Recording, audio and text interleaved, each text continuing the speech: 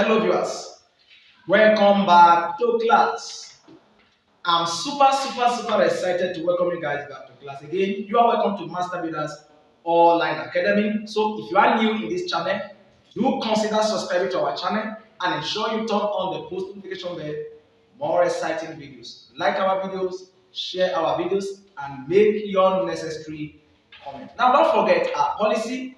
Anytime you are set to watch and to learn new concepts from this platform, do not welcome any form of distraction. Ensure that you pay maximum attention so that you will be able to take advantage of this lesson maximally. And also, don't skip any part of this video for your own advantage.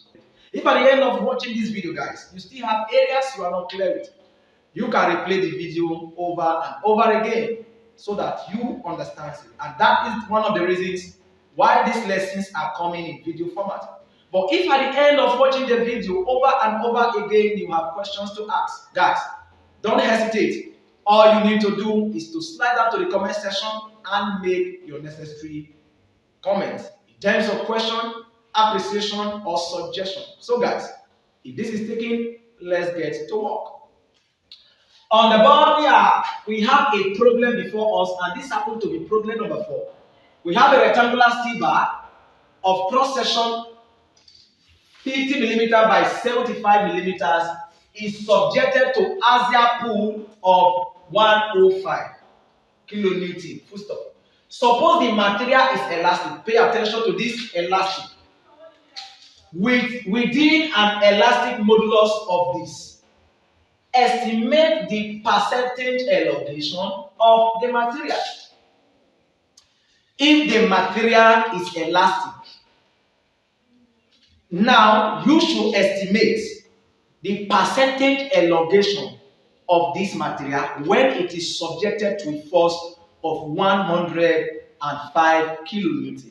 Now the first thing you need to do is to state out the given parameters, given that P, which is the axial stress, axial load, is equal to 105 kilonewton. Of course, we will remove the kilo later. Then we have size of the section, which is what? 50 mm by 75 mm. Now, where B is equal to 50 mm and D is equal to 75 mm. Now we can have a rough sketch for this, as this is the section.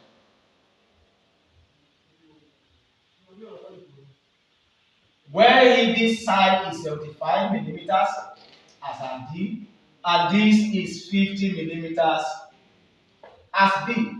This is the section that we have. Now we are asked to calculate the percentage elongation of this elastic material. Now, to be able to calculate the percentage elongation, all you need to do is to understand that strain is the elongation of material. And we know that strain is equal to what?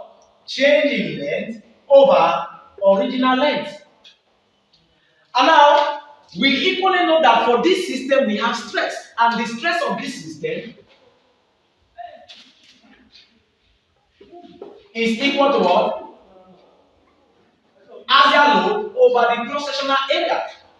And now we know that the relationship between stress and strain is in Young modulus. And what is the Young modulus? A Young modulus E is equal to stress over strain. Now from here we will make strain the subject of formula.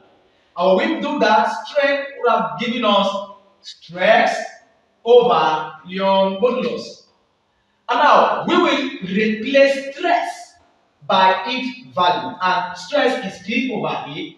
Automatically this would have given us P all over AE.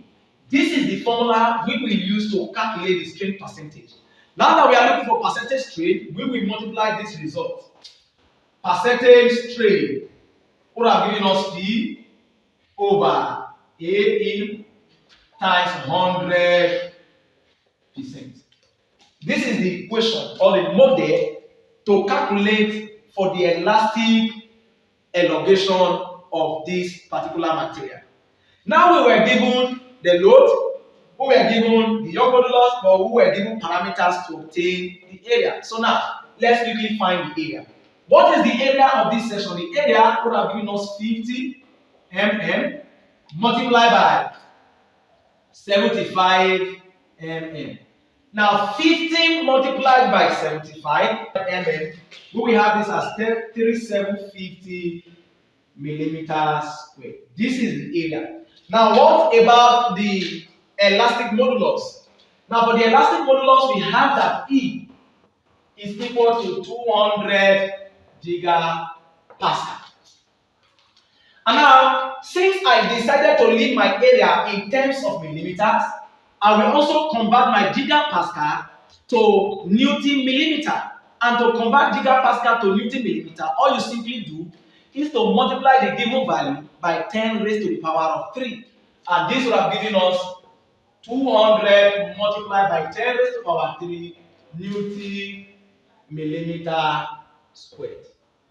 This is the strain. Now, all we just need to do now is to come here and impute our values. So the percentage strain elongation, the percentage elongation is equal to P. The value of P is given to the what? 105 multiplied by 10 raised to the power of 3 Newton. All over. The value of area is 3750 millimeters multiplied by the value of the Young modulus is 200 multiplied by 10 raised to the power 3 Newton millimeter squared. So Newton millimeter squared cancel Newton millimeter squared. Now we have this percentage elongation equal to 105 multiplied by 10 raised to the power 3. I have 105 this all over. Then for this other guy, when we multiply the denominators, we will have 75, 1, 2, 3, 1, 2, 3, 4 multiplied by 100%. Now this will have given us 105,000,000% all over 75,000,000,000 in percentage. Now when we divide this, what is our final answer? To this will have given us 0.014%. Therefore, the percentage elongation is 0.014%. This is the answer to this very question. So all you just simply need to do here is to identify the load that you are given, identify the cross-sectional area of the section, then identify the Young's modulus that you are given. Deduce your equation. Start by strain is equal to change in M over original length. Then stress is equal to force, which is the axial load, over the cross-sectional area. The Young modulus is what gives us the relationship between stress and strain. And that's exactly why we have Young modulus is equal to stress over strain. Now, we know that we are looking for elongation, and I mentioned that the percentage elongation is the strain of the material, since the material is an elastic material. So we will make strain the subject of formula. And when we have that done, this is what we have. Now when we substitute for stress, we have P over AE. Now what is P? Put the value. What is A? Put the value. What is E? Put the value. Simplify out, but ensure that since our question requires the percentage elongation, you will multiply whatever you have by 100%. That's the reason why we have this 100%. But if you are asked to find only the elongation without percentage, that means you will not multiply this by 100. So you leave your answer to whatever decimal you have without percentage. If the question states percentage, multiply by 100%. But if the question is without percentage, only elongation, then there is no need in multiplying the given result or the outcome by 100%. So guys, if at this point you are yet to subscribe to this YouTube channel, do consider subscribing to this channel and ensure you turn on the post notification bell. Love you guys. Thank you for watching. You can check the description below where you will find the link to the next. Love you.